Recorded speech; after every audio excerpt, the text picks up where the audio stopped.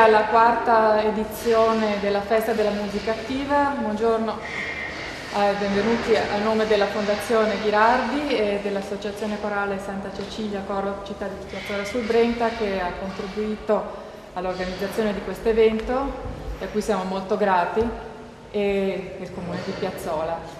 Quarta edizione della Festa della Musica Attiva, e vediamo ogni anno aumentare le adesioni. È nata con l'intento di valorizzare questo edificio monumentale in linea con la tradizione musicale di Villa Contarini, che molti sanno che qui venivano fatte feste, c'era una collezione di strumenti musicali barocca che adesso ahimè si trova al Museo di Bruxelles. C'erano 121 partiture, 9 cantate, 2 teatri e le educande nel Loco delle Vergini che stampavano i libretti d'opera e che cantavano e facevano musica per Marco Contarini e per tutti gli eventi politici e non che venivano tenuti in questo luogo. La festa è nata quindi con questo intento, ma anche con l'intento soprattutto di promuovere la musica amatoriale, non solo, cioè in un connubio tra musicisti di professione e amatori, e per incentivare lo studio della musica nei giovani. E per questo motivo vediamo che quest'anno in particolare sono stati coinvolti tante orchestre giovanili, le scuole medie musicali, domani mattina ci sarà anche il liceo musicale Marchesi, per non dimenticare mai che musica è passione e che questa passione, indipendentemente da quello che uno farà dopo aver eseguito studi musicali, è peccato che vada persa, ed è un momento di grande coesione, ha quindi una funzione sociale e che fa bene al cuore anche.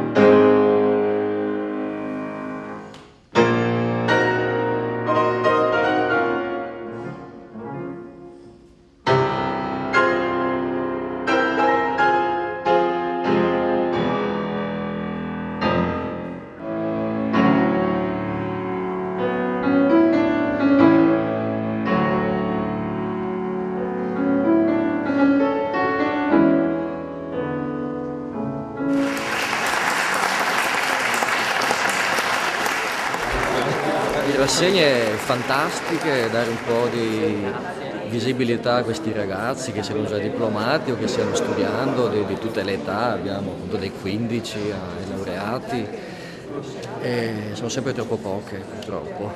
Noi come scuola, come conservatorio facciamo il possibile, ma gli spazi sono pochissimi, quindi non posso fare altro che ringraziare il professor Piana e tutta l'associazione che fa queste cose splendide.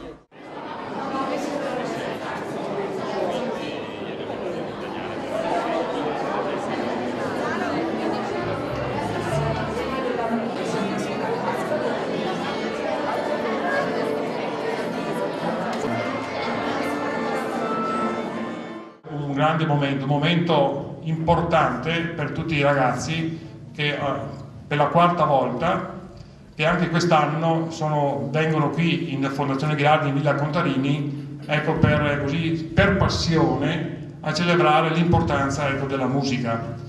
La musica che per passione vorremmo che fosse uno strumento di relazione, uno strumento che ci lega, uno strumento che ci impegna. Ecco, un linguaggio, insomma, che possiamo tutti comprendere, un linguaggio, come dicevo, universale.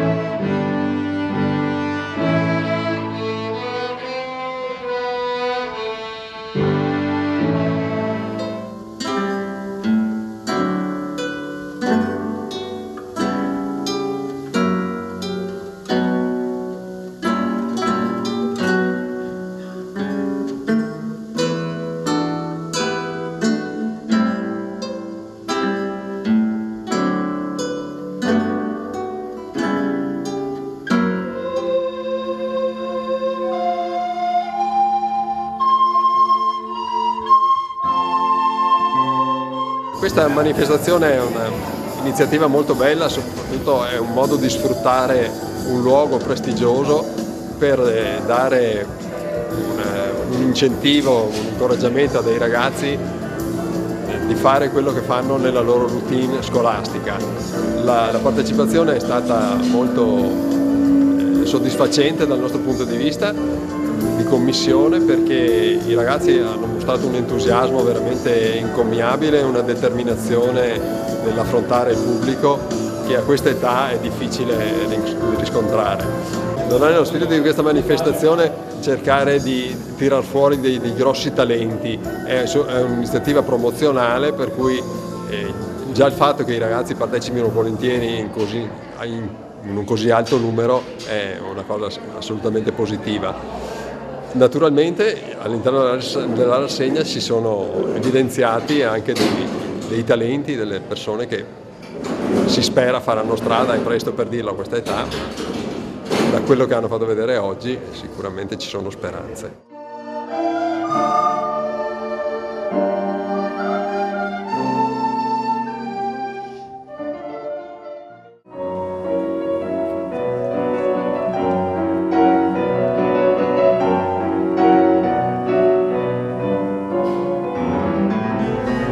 La Commissione ha preso a riferimento per i propri giudizi sostanzialmente la maturità tecnica, la maturità interpretativa dei ragazzi. Quindi da direttore di conservatorio aver visto questo livello e questa professionalità nei ragazzi che si sono accostati a questa rassegna non può che, diciamo, non soddisfarmi, ma crearmi una visione rosea del futuro. Quindi è stata veramente un'esperienza importante per me, soprattutto prima che per i ragazzi. E io non posso che complimentarmi, cioè, bravi, tutti bravi, gli insegnanti bravi, i ragazzi bravi. Non tutti faranno i professionisti della musica, spero, perché non ce n'è bisogno, servono 200 pianisti naturalmente. Però tutti probabilmente continueranno anche casa loro, voglio dire, anche se non faranno studi musicali, continueranno a frequentare il mondo della musica dal punto di vista operativo, e questo è senza dubbio un arricchimento. Quindi prima di tutto io vi ringrazio.